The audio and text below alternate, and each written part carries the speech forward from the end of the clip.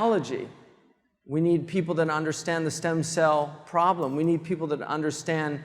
The Catholics have this. We don't have it. This is a reality. So we have a stagnant tradition. Now, because that tradition became stagnant over a period, and the first person to really come out vociferously against this stagnation is Ibn Khaldun. Ibn Khaldun was largely rejected by the Arabs. They didn't read his books. He ended up the chief qadi and mufti of the Malikiya in Egypt. Where were his books read? In Turkey. It was the Ottomans that really kept him alive. And then he was discovered by the Europeans. Toynbee considered him one of the most important historians in human history.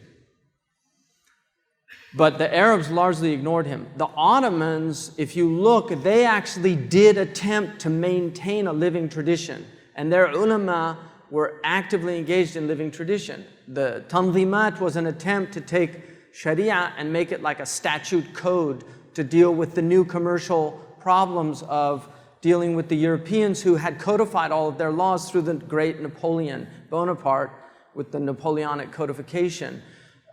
That was an attempt, the Tanzimat under Abd al-Majid.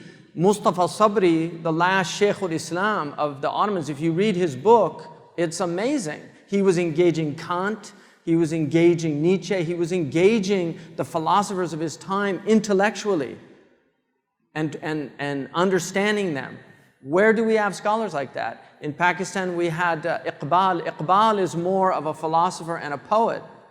He's not a theologian. I mean, he was very smart, but Iqbal was engaging Nietzsche, Heidegger. He was reading these philosophers.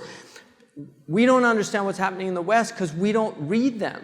Our scholars don't read them. And so we've got all these things happening and the Muslims are just like, what's happening?